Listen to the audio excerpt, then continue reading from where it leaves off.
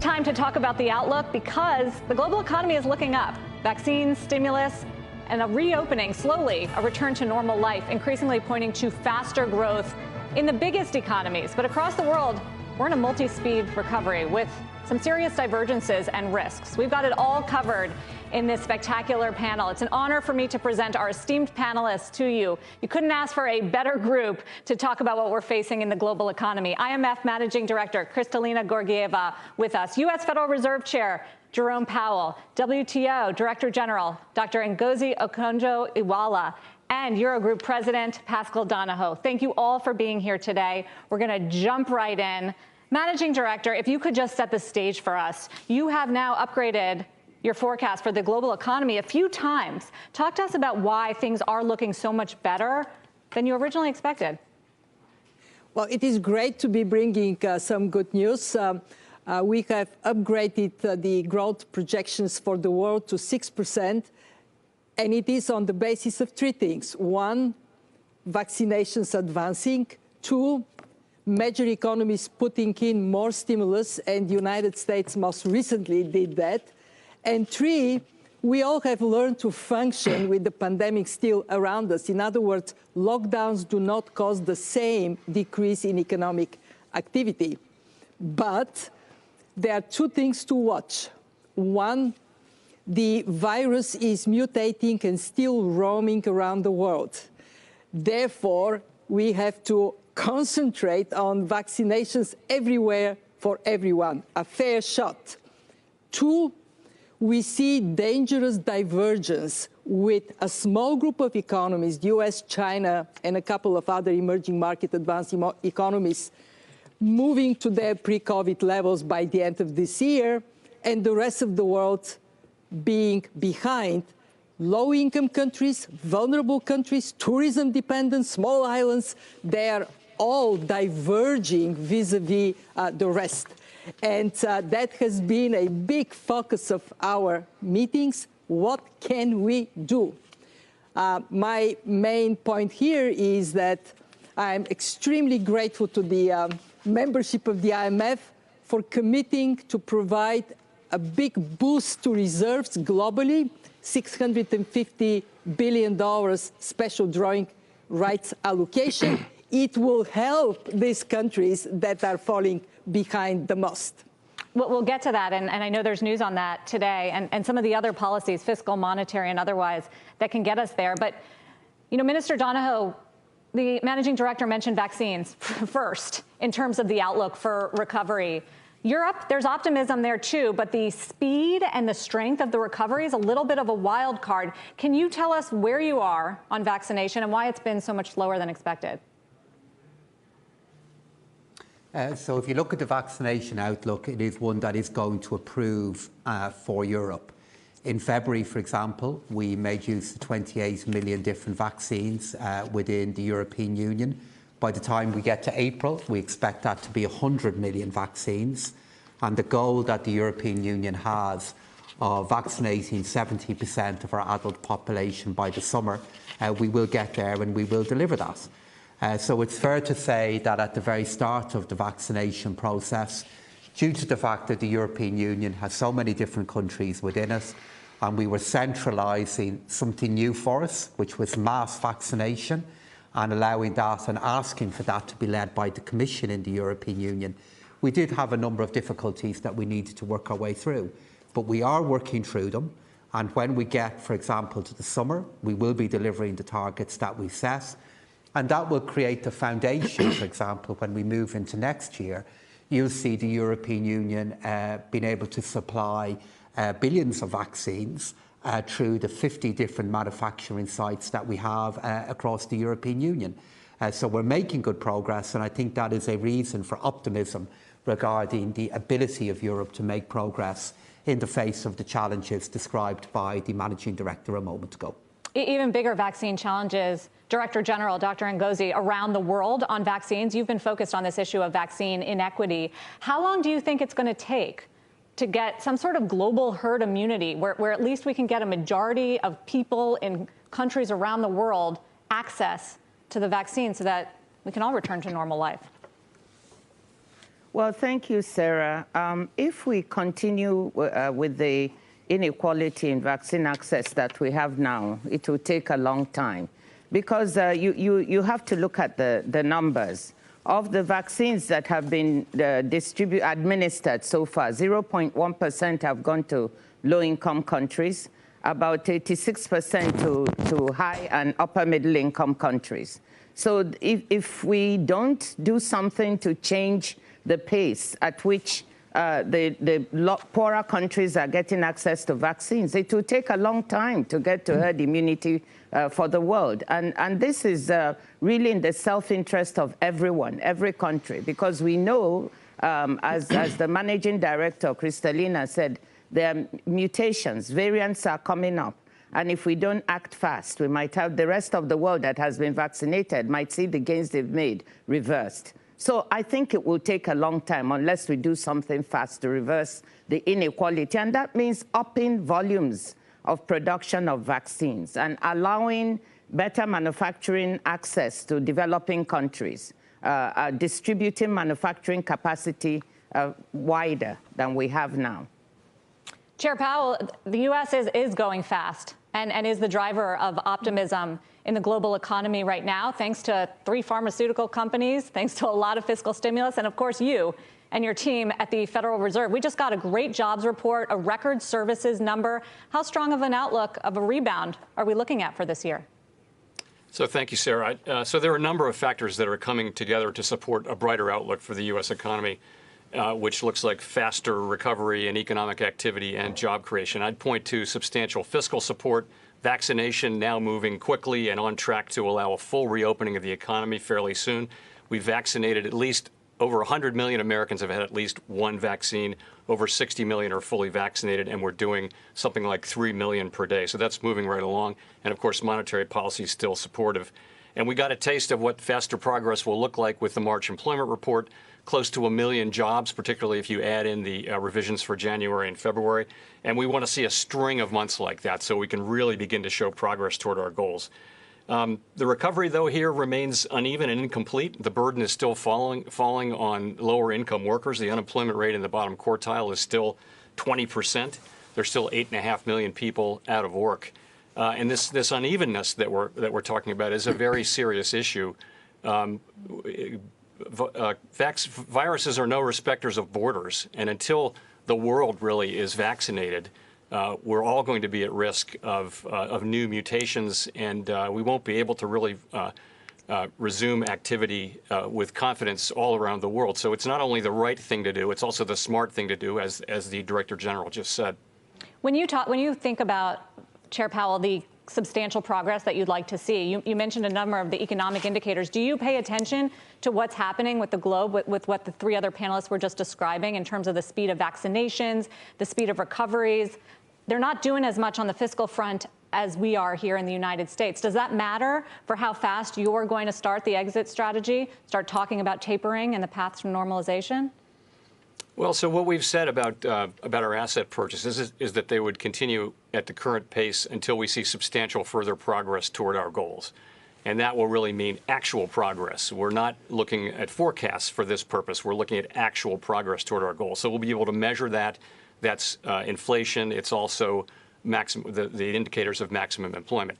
I would look at global vaccination as a risk, really, to something to weigh in as a risk to the progress that we are making. So it's something that we track very carefully, of course, and call out as a risk. And by the way, there's a risk here in the United States as well. Cases are moving back up here. And so I would just urge that that people do get vaccinated and continue socially distancing. We don't want to get another outbreak, even if it might have less economic damage and kill fewer people. It'll slow down the recovery. Managing Director Kristalina, how long should central bankers like the Fed chair stay in this emergency support mode? Let me praise both central bankers and finance authorities. In this crisis, they acted swiftly, decisively, and on a large scale.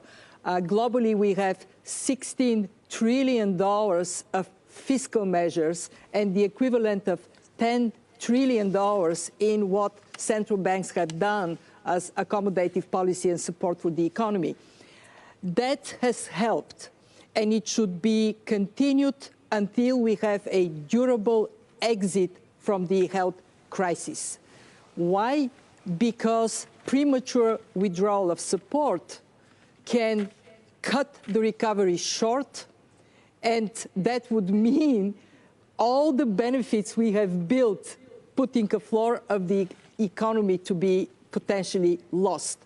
I want to make two pleas.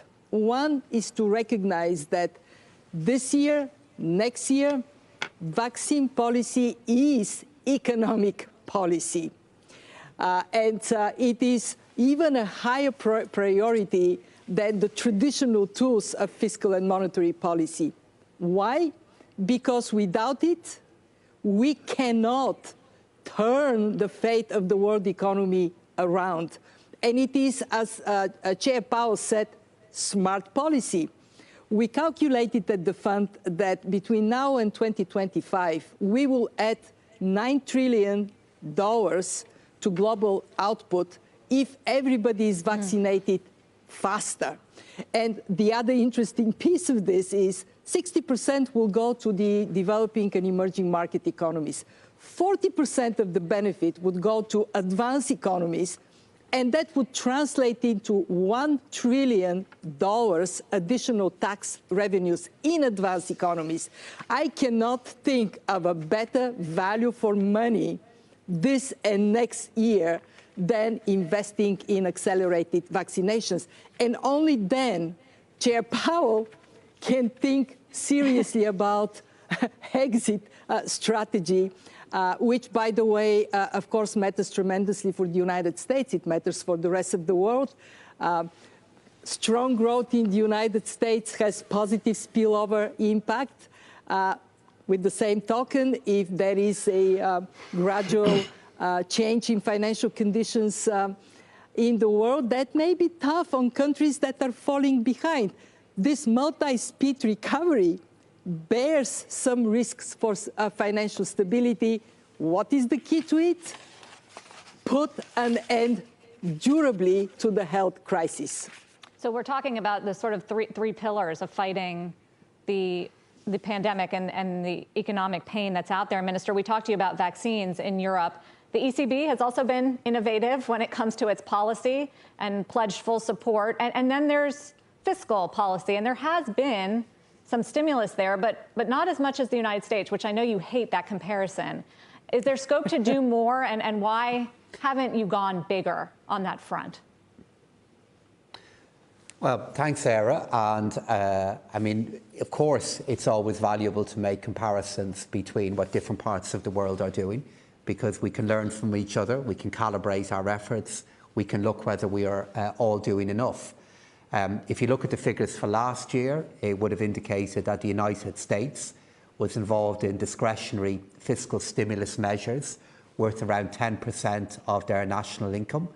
And the euro area at the same point was involved in measures of around 8% of our national income.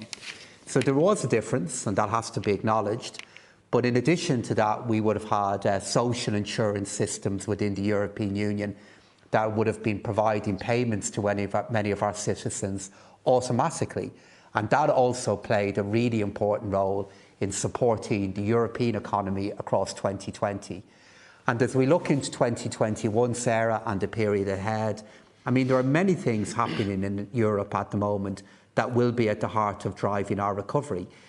We have coming up very soon the Recovery and Resilience Fund. And as you know, the Recovery and Resilience Fund is a very, very large expenditure and grant programme commonly funded by the European Union. The kind of an initiative which before the pandemic would have been unthinkable. That's going to be happening later on this year. And member states are adding to that initiative within the European Union by their own budgetary decisions. So that, combined with a vaccination programme, which is accelerating as we speak, does mean that as we move through this year and into next year, you will see Europe move ahead and you will see our recovery gather pace. And as we are doing that, then we have to be very conscious, which we are, of the global responsibilities that have been touched on by the other speakers in the panel, and how Europe can continue to contribute to those responsibilities. Director General, trade contracted 5% last year, a sharp drop for global trade. What do you expect this year as we are starting to see this recovery? How strong does it bounce back?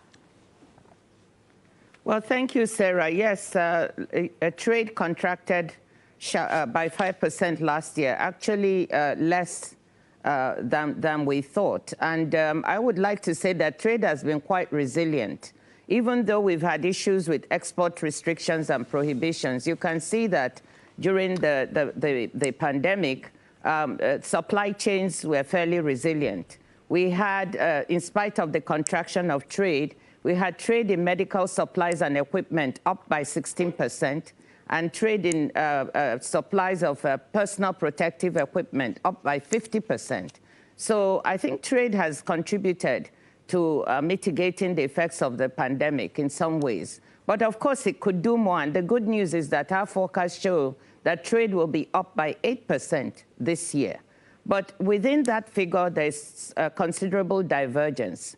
We see imports and exports in North America and Asia rebounding quite quickly and faster than, say, Sub-Saharan Africa and the Middle East. And so the divergence we see in recovery is reflected also in divergence in trade.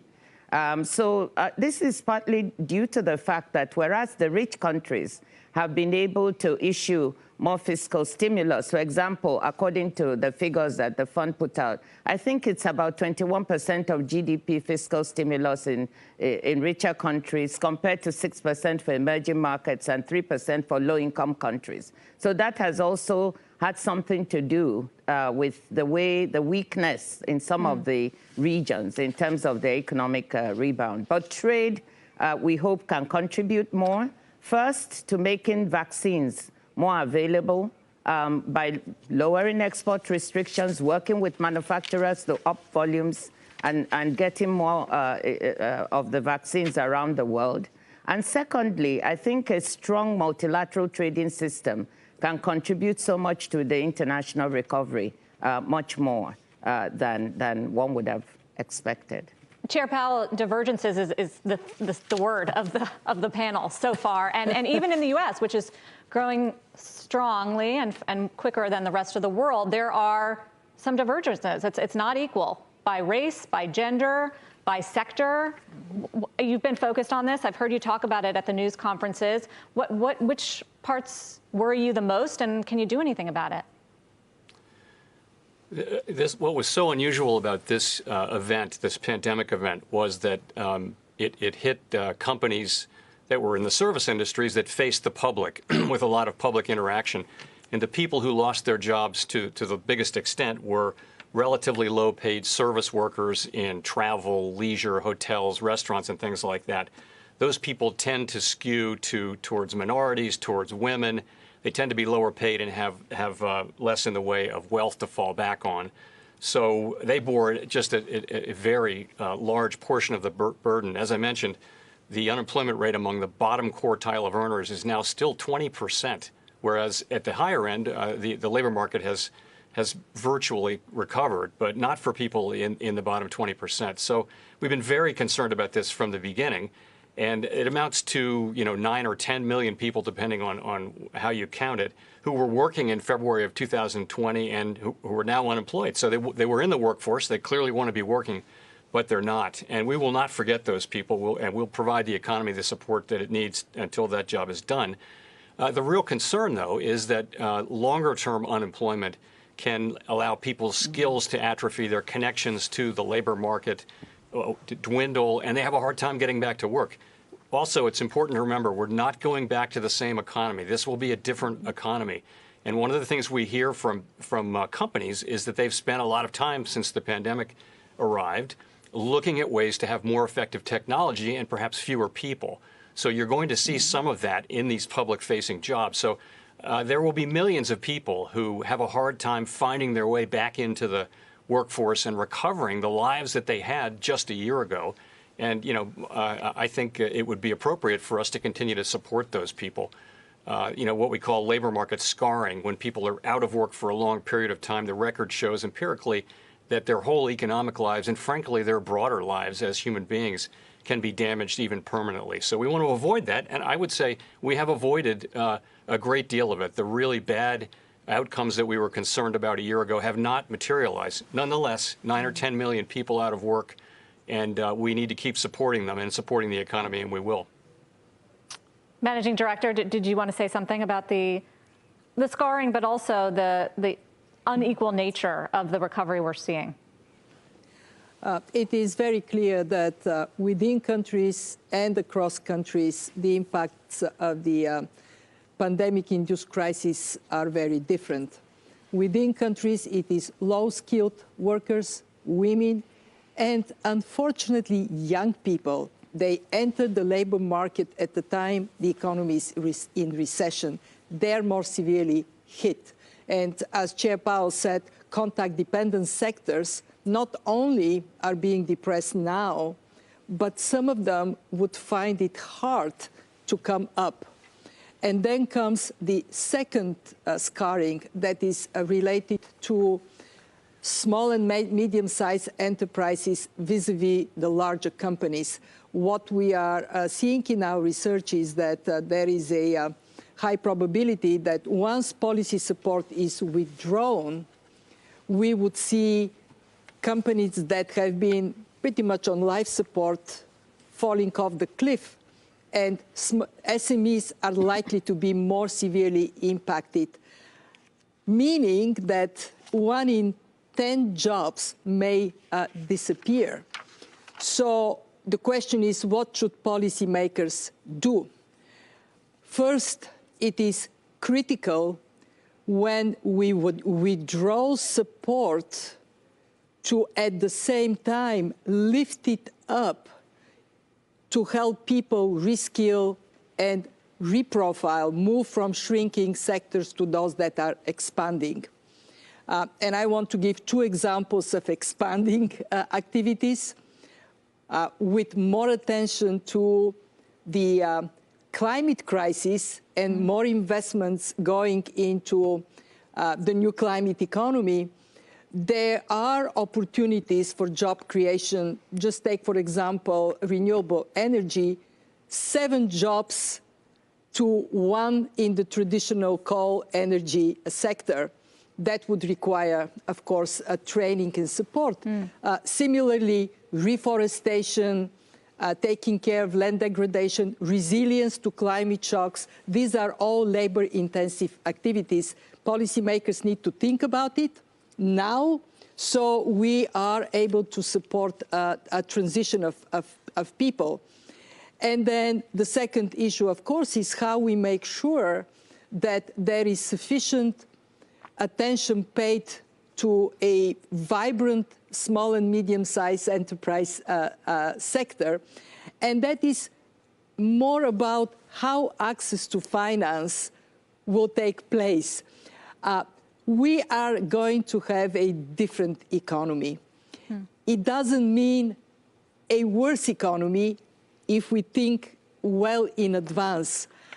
If we think about educational attainment, if we think about flexibility for people entering the labor market, and if we think about where growth is going to come from.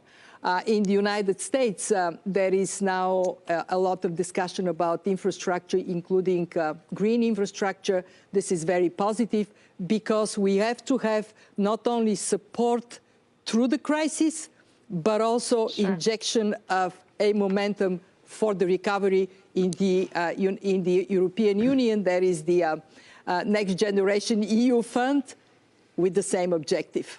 Are you supporting? Are you going on the record supporting President Biden's new infrastructure plan, the American Jobs Plan? For quite some time, we have been in favor of more investment in infrastructure. It helps to boost productivity here in the United States. And we think that adding to these 2 elements, green and social services, social infrastructure is positive. We haven't yet assessed the plan in terms of what may be the impact.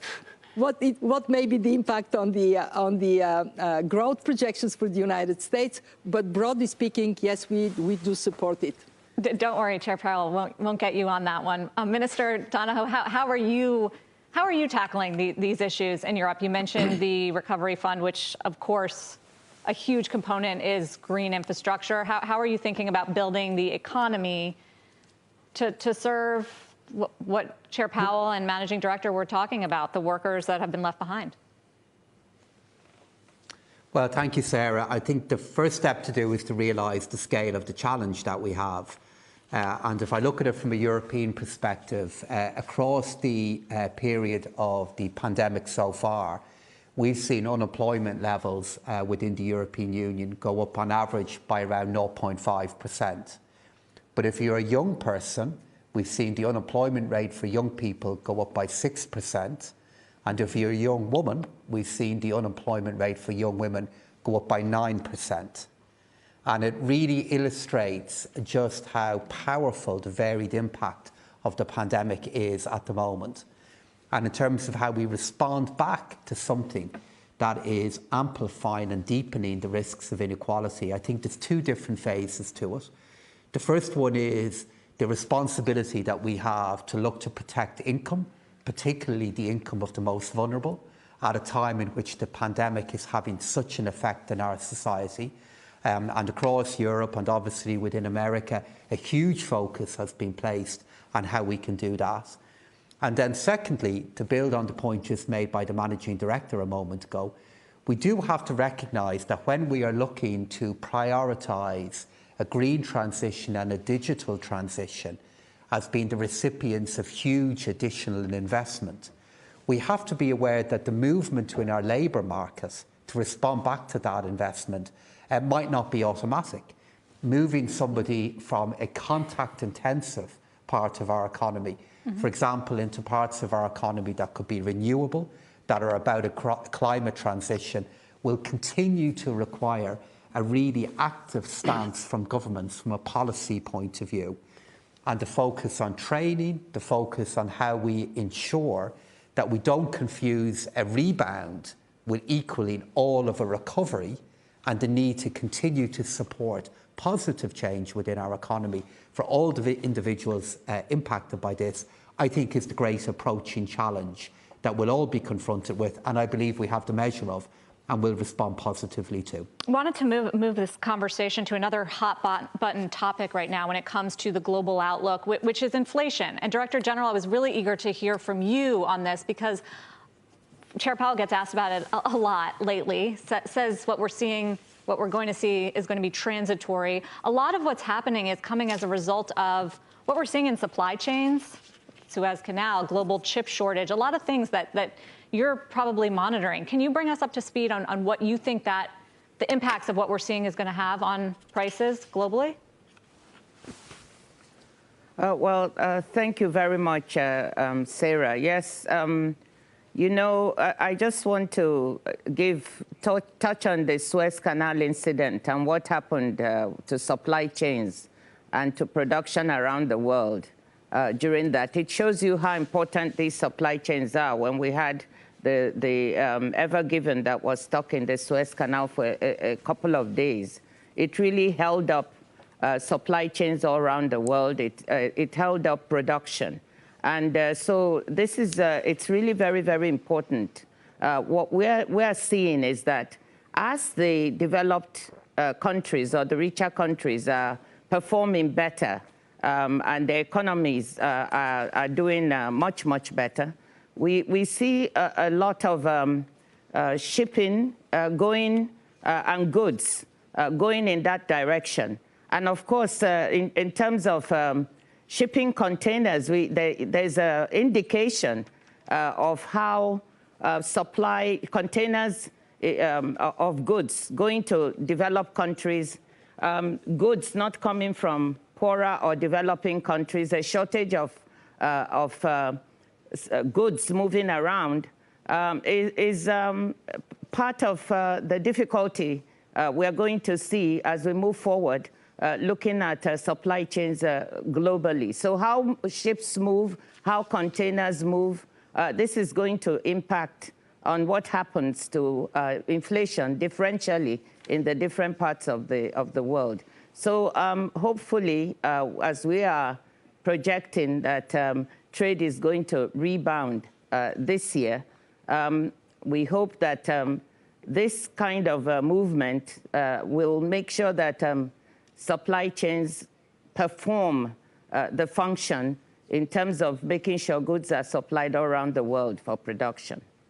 Chair Powell, you've said inflation coming is transitory. Even ECB President Lagarde, I think, used your word and referred to it as transitory. But a lot of people are still wondering about that. They want to know, what does transitory mean? How long is transitory? How high would be too high for you to tolerate in terms of an inflation rate? Can you just expand on that?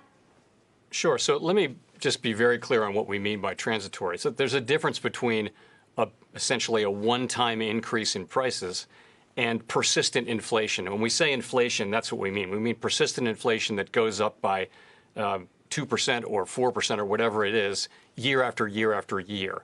And that level of inflation tends to be dictated by underlying inflation dynamics in the economy, as opposed to things like bottlenecks. So, you know, the nature of a bottleneck is that it will be resolved, that the supply side, if you will adapt, and that therefore whatever costs people have to bear in prices because supplies are temporarily tight as the economy reopens, those won't be repeated next year. We wouldn't think they'd be repeated. We'd think that the supply chain will adapt and become more efficient. It might take a year, but that'll happen. And so that's essentially what we're saying. Remember, Sarah, that we've had 25 years of inflation dynamics, roughly 25 years, where inflation has been low. Many advanced economies around the world, at least for the last decade, have been unable to reach 2% inflation. Some are actually fighting off disinflation. And that has been the dominant sort of set of dynamics about inflation for some decades. And now we have a situation where the economy is reopening. There'll be a surge in demand, perhaps. There will be bottlenecks, perhaps. But it seems unlikely that will change the underlying inflation psychology that has taken deep roots over the course of many, many years. So that's what we think. We think that there will be upward pressure on prices, which may be passed along to consumers in the form of price increases. We think that effect will be temporary. Now, let me say that there's no certainty in this. And if it turned out that inflation, and particularly inflation expectations, were to move up materially in a way that suggested that they were being de-anchored and that inflation might move persistently well above 2%, we would react. Of course, that would be our job. One of our two mandates is price stability. The other is maximum employment.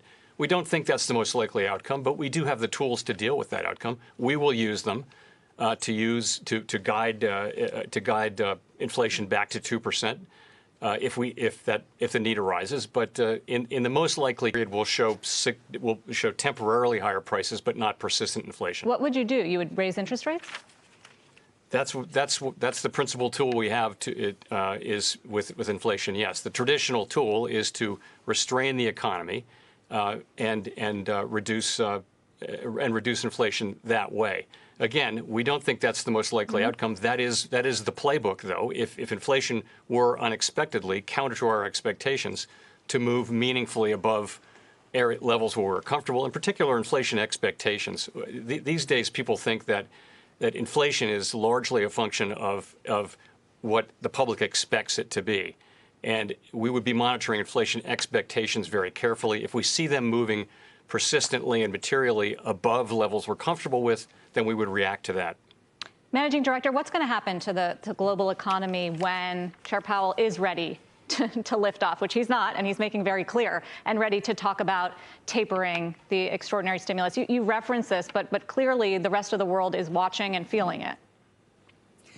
Let me first say that to the extent that we also research what may be happening in the United States, we subscribe to what Chair Powell said. Our expectations are for 2.25% inflation in the U.S. next year. And it is correct to connect what may be done in the United States to counter more abundant expectations for inflation, exuberant is the right word, then there would be impact on interest rates, and that would have implications for the rest of the world, especially for economies and businesses that are highly leveraged and that are seeing their interest rates jumping as a result. And this is why the very careful approach that Chair Powell is taking to communicating clearly is very helpful, both to hold these expectations in the United States from being lifted up, and also for the rest of the world to be clear around monetary policy in the United States. Let me make 2 points on inflation. One is that we are actually more concerned about inflation in emerging markets, developing countries, where the monetary financing has been taking place because of the limited fiscal space and the need to support the economies. This is why it is so important for international institutions, financial institutions like the IMF, to be there for these countries so they do not need to fall back on monetary financing. Some of them, for the first time, are using quantitative easing. As Chair Powell would know, this is a delicate instrument to apply. And for that reason, we are watching carefully what may be happening in emerging markets. The second point on inflation is that we need to remember how important trade is to hold inflation back, because it allows goods and services produced at least cost to travel around the world, holding prices down.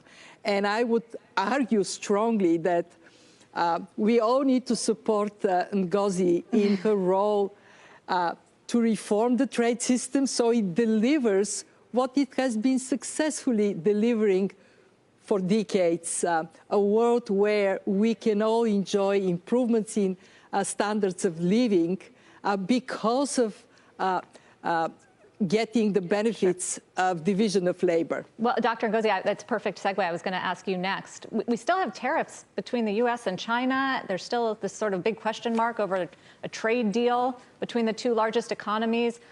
What's going to happen with that under your leadership? And generally, how are you going to open trade more? It's been, WTO's had, I feel like, a rough period here in the previous administration. Well, thank you, Sarah. Yes, and well, we all know that an open and transparent and fair multilateral trading system is what is the best for the whole world. And that is why it's important to support and strengthen the WTO. A strengthened WTO can perhaps help both China and the US, the EU and the US, to solve some of the problems or the difficulties with respect to tariffs between them. Although we hope that some of these, particularly the EU-US problems with Boeing and Steel and Airbus, maybe we can come to some negotiated solutions that would be outside the WTO. I think solving these problems is going to be materially important to boost trade all around the world, because when the big powers have these kinds of problems, it impacts what happens in other countries and what happens with trade. So I think what we need to do is to strengthen the WTO so that strengthen the multilateral mechanisms and trading systems so that countries can once more have a recourse, a place where they can go, for instance, to settle any disputes, to build a consensus around certain trade rules that are going to be very strong for the world. And that's what we are trying to do at the WTO. We have the dispute settlement system, which has been paralyzed for some time. That needs to be reformed because as a rulemaking organization, It's anomalous to be talking of making new rules where the one place where members can come to settle their disputes is paralyzed. So that's one area where we really need strong reform. And we need the support of all the members, the US, China, the EU, developing countries as well, to make this work. I think that the WTO also needs to reform to get up to its rules, up to 21st century issues. Earlier on, both Kristalina and Chairman Powell talked of the digital economy. This is one area where, you know, the world is moving very fast. This is what is going to drive trade for the foreseeable future. And yet we don't have the rules that underpin this. So strengthening those rules, strengthening rules that help inclusion of micro, medium, and small enterprises and women in trade, as we see women have been particularly hit hard by the pandemic. These are all areas that the WTO needs reform. And finally, on climate, I mean, trade can contribute so much to issues of climate change, to lower carbon emissions in the world. Again, we need to build the rules there that will help to strengthen the system. So a lot of work to be done, a lot of challenges in order to make the place a viable one where big countries, small countries can settle their differences and agree on new rules to underpin trade in the world. It's going to be tough, but we hope to get it done. I was going to say, you have a long to-do list there. Thanks for sharing it. While in the few minutes left, we've been talking about all these issues that could affect the outlook, inflation, trade.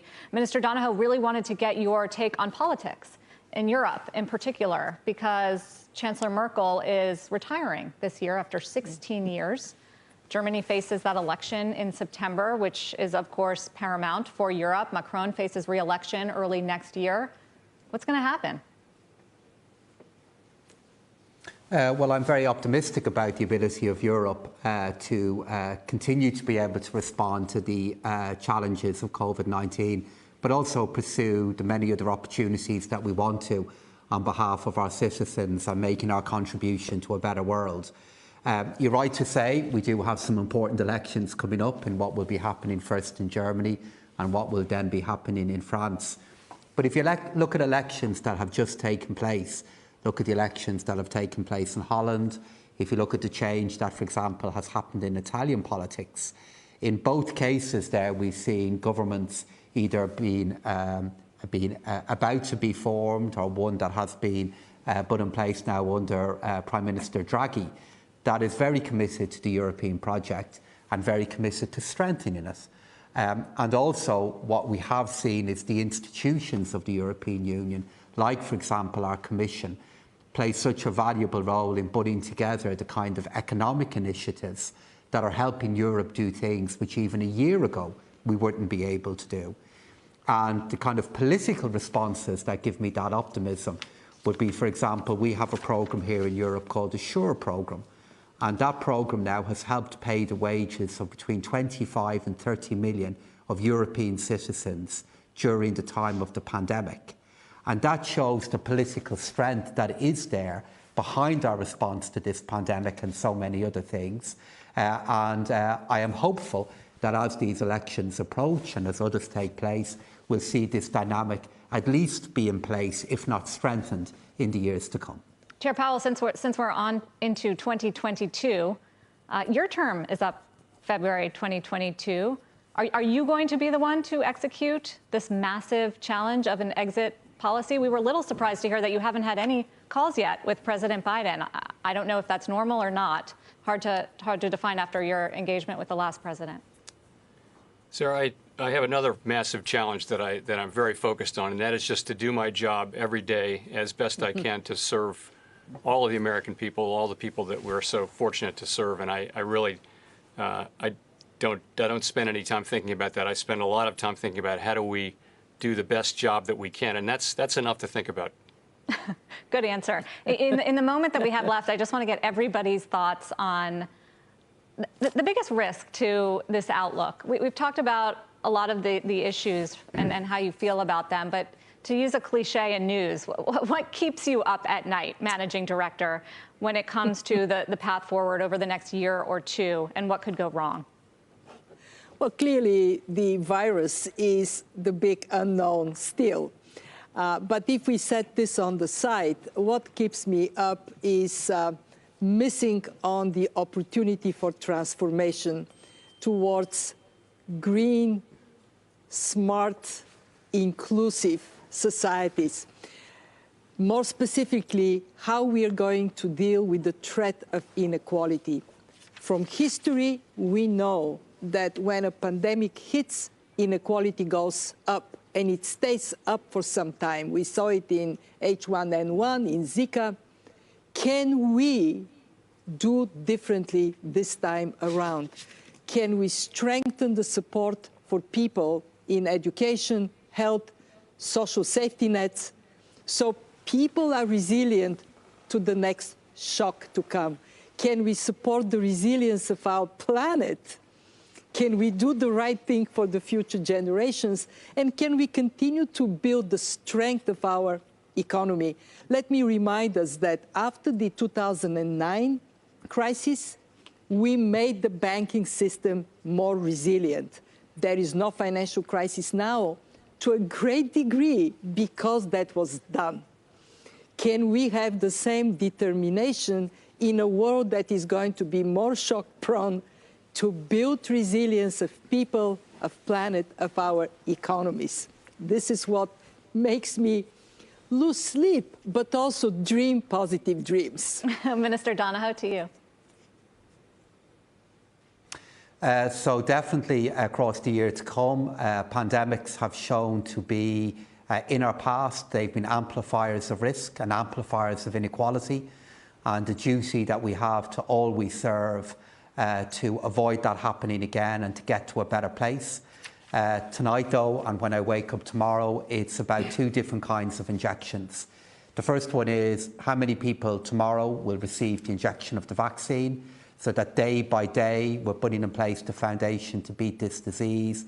And the second thing then is the injections of income and investment that we need to still have available to again lay the economic foundations for overcoming this disease. And it's winning that battle every day with a particular focus on our youngest, who are paying a heavy price for many of the public health measures we've had to put in place. But I just want to again echo what the Managing Director has said in acknowledging the kind of more difficult nightmares that we're trying to avoid. We also have to be aware of the positive things that we can achieve. And for example, how much we've achieved collectively over the last year in dealing with this pandemic, and how much more we can still achieve. So sleep has to also be a time to renew yourself for getting ready to do that the next day. These are almost like closing statements in a debate. Director General, what about you? What do you see as the biggest risk factor to this positive outlook which you've laid out for trade? Well, let me, I have two things that keep me awake at night. One is very trade related, and the other one has to do with the low income countries. I think, let me start with that. What keeps me awake is the fact that the biggest risk to these countries is not getting access to the vaccines, like I said at the beginning. And then the continuation of divergence of these economies from the rebound that the other better off economies are having. And that is a very difficult thing to contemplate. And I hope, but there's hope. We've just heard about the 650 billion SDRs that the fund is working very hard, Kristalina and her team, to make sure that this is issued and that it's reallocated to the most vulnerable countries that need it. So that might help. We also have the debt burden, the debt overhang of these countries, which has not allowed them to be able to give the same fiscal stimulus to their countries as others have in both emerging markets and rich countries. Actually, I want to say a very strong word of praise for low-income countries, particularly on my continent, because they took very strong measures, severe lockdowns, You know, and they suffered a lot from the pandemic. You have a lot of people employed in the informal sector who were thrown out of the ability to earn their daily living.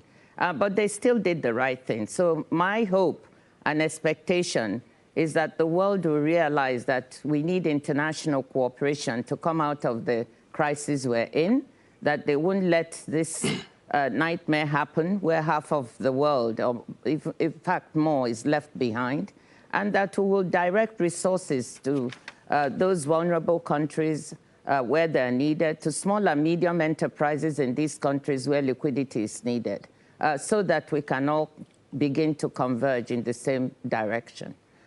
So that's one set. I think the second set, the second nightmare I have has more directly to do with trade, and that is missing the opportunity for the WTO to really, WTO members to come together to agree on the rules that will underpin those those innovations in our economy that are happening right now and portend well for the future, like the digital economy.